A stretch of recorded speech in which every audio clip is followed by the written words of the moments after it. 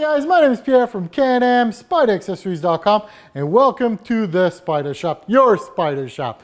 In today's video, we're going to be doing something that I've been wanting to do for a very long time. We're going to be installing some Elka suspension on a 2020 RT Can Am Spyder. Alright guys, here's my disclaimer. I've never pretended to be a mechanic. I'm not a BRP tech, and I don't pretend to know everything about Can Am Spyders. I do know a little bit, and what I know, I'll definitely share with you. So this is me. This is the Spyder Shop showing you how we do the Elka suspension on an RT Can Am Spyder 2020 and up. The Elka shocks that I'm going to be installing on this Can Am Spyder are a stage 2 Elka suspension. So the way I'm going to walk you guys through the stages of installing the Elka suspension is that I've already gone ahead and removed the panels and done one side. And the reason I did that is to give you an overview of what you're getting yourself into. So yes, you will have some panels to remove, as you can see here. And once you've done that, of course, you're going to remove the old shock like here. You can see on this one here I have some Baja Ron shock adjusters, but we did remove that shock. And we're going to be installing the new one right here. So for that, you're going to be removing a couple of panels. It's not a huge deal. Don't be intimidated by, oh my God, I'm going to be doing some suspension and how's this going to work out? How am I going to be able to do this? Actually, it's really not that hard. Now, okay, I've got an advantage where I've got a 4-post lift here, but you're definitely going to need a small jack that you're going to be putting underneath your Spyder, like I have right here, if you have anything else there, because you're going to need to lift up your Can Am Spyder somewhat so you can get that tire to clear about 2 inches, okay? You're going to need to remove the pressure on that shock, and the way you're going to do that is by lifting it up in the middle and lifting up those tires from the ground a couple of inches.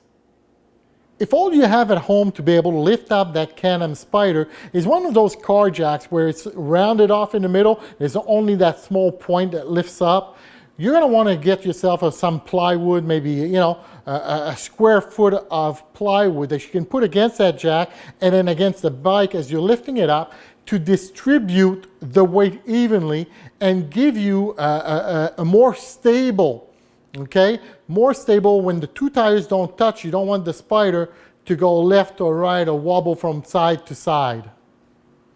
So the tools you're going to need for this project, you're going to need an impact drill with a torque 30 bit, okay? You're also going to need something to remove your push pins, because you're going to have a couple of push pins to remove. You're going to need a 15 millimeter key. You're going to need a socket and a socket wrench, 15 millimeter as well. And if you've got an extension bar like this, that's going to be very useful. Now for your key, if you've got one that's got a little bent like this, oh yeah, you're going to appreciate that. So this is the first panel that we're going to be removing. To be able to do that, you're going to lift up your seat.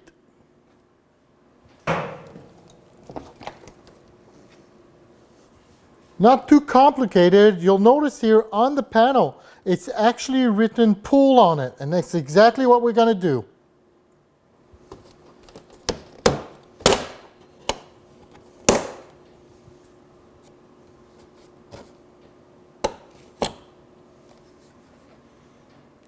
The second panel we're going to remove is this one right here.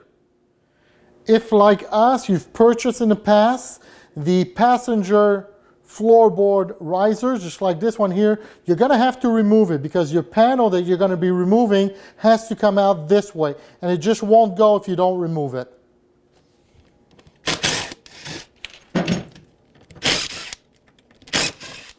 To remove this panel, you're going to put your hand in the middle right here, and you can see right next to the sticker where this starts going upwards, there's actually a place where you can get your fingers in there, and that's where you're going to pull on it.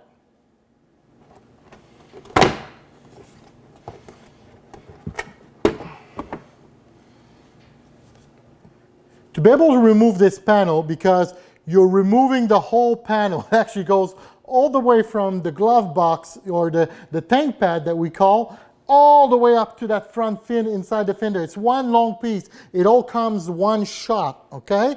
You're gonna have 3 torque 30 screws to remove, and you're also gonna have 3 push pins. The 3 screws are 1, 2, and 3.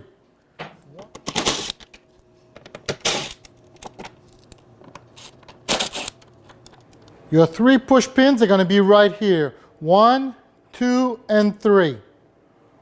I recommend you use one of these, a rag if you have one. You're going to be lifting up those push pins, and the push pins are actually unpainted parts, so you don't want to damage those.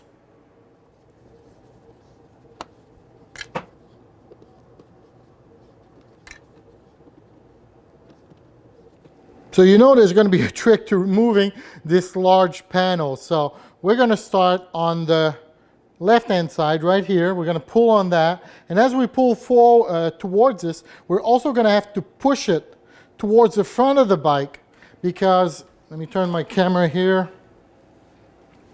Because this part here, like a fin, needs to go forward to be able to bring it out.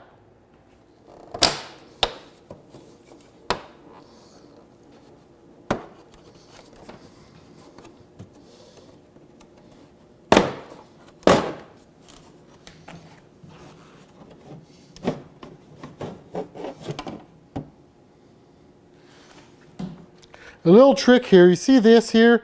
This is wobbly here, okay? Actually can come right out. So don't forget that when you're pulling on this part, especially when the other part has already been taken off, that you want to separate. See, 1, 2, 3, 4. You got 4 places where you're going to have clips here. So just make sure you hold on to this here when you're pulling on this part here so you don't bring everything with you.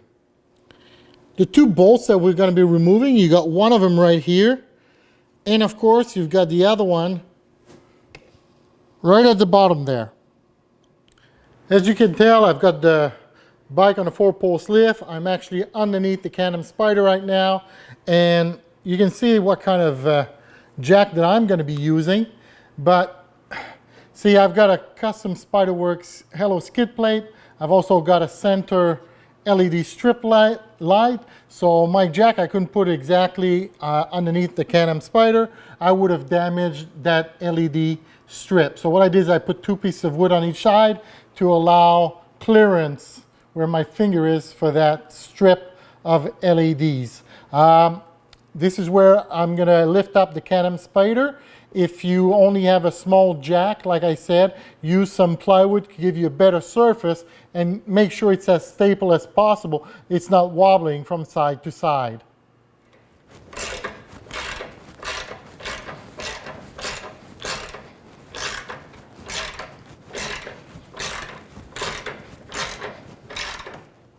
Maybe you're asking yourself already, why am I not taking off that tire?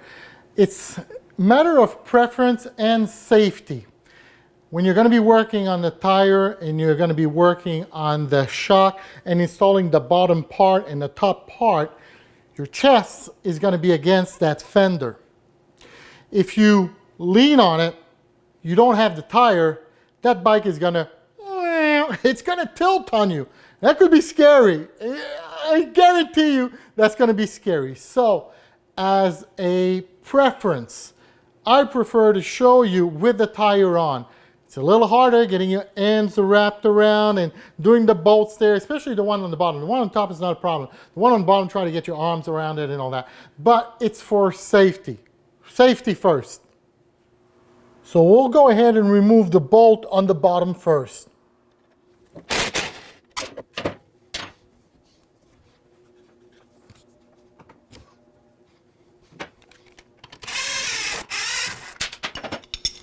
To remove the bolt at the top here, you will need to go and use your ratchet and your key for this one.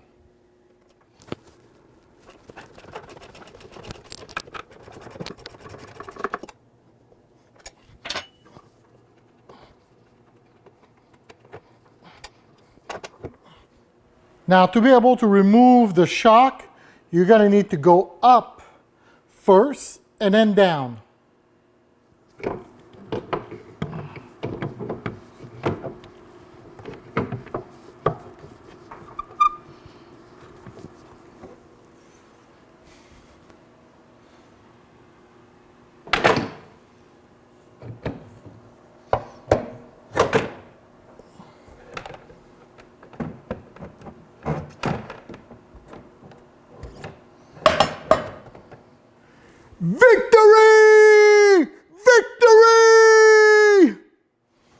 Now here's something that's important to know.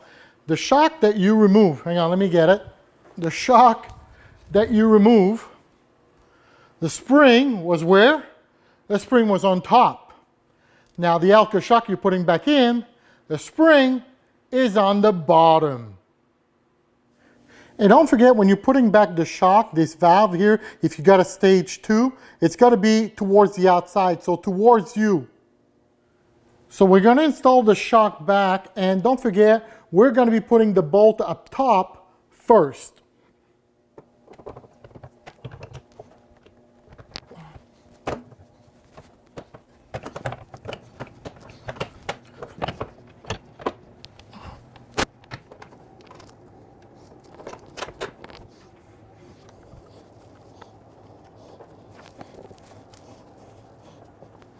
We don't wait, make that top bolt secured straight away, make it tight.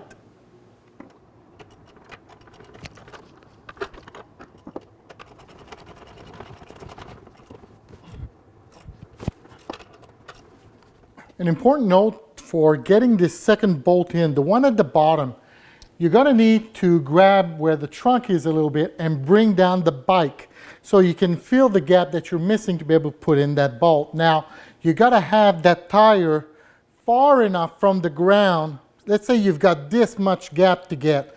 If your tire is this close to the ground, when you bring the bike down, the tire is going to hit and you're not going to be able to fill the gap to get the bolt through. So just make sure you've cranked the bike high enough to give you, that spacing to be able to get that bolt in without the tire hitting the ground.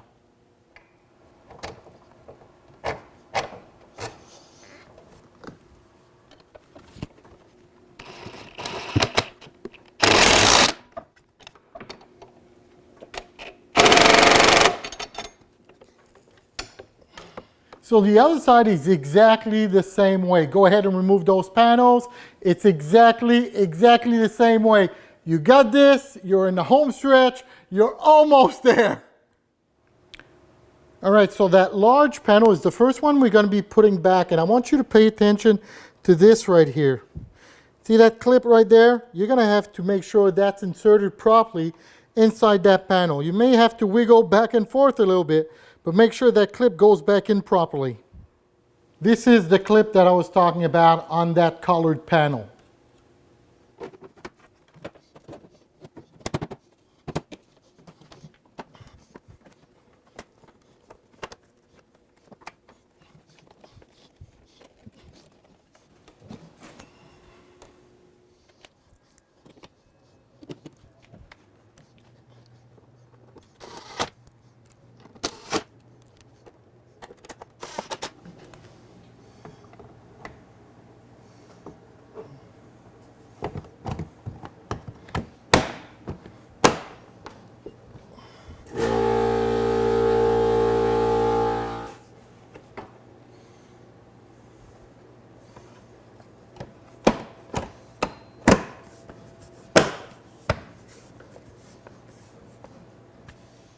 I think you'll be surprised on how easy it was actually to do the suspensions. The hardest thing is probably putting back that long panel towards the end on each side. Yeah, sometimes it goes in, it doesn't go in. You got to wiggle a little bit and play around with it. So you're probably spending more time with that panel than installing the Elka suspension itself. So let's take a look at the final product.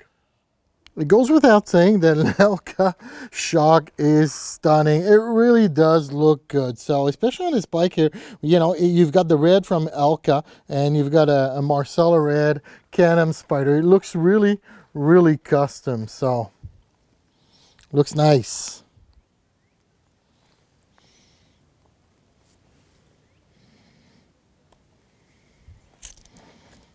In a video that I'm going to be making very soon, I'm actually going to go on the road, put some GoPro cameras really close to that Elka shock, and we'll see it in action, how it works on the road. So definitely look for one of those videos coming very soon. As I'm talking to you today, it is the 2nd of April 2022. I've got about 50 pairs in stock right now. So if you give us a call, if you go on Can-Am Spyder Accessories.com, that's Can-Am Spyder Accessories.com, you'll see there's an Elka Suspension section. Just go in there. We've got a lot of them in stock. Once we run out though, we're definitely going to need a couple of weeks. It's about 12 weeks waiting period for those, okay? So get them while we have them. Once again, guys, thank you very much. My name is Pierre. Until next time, I'm out.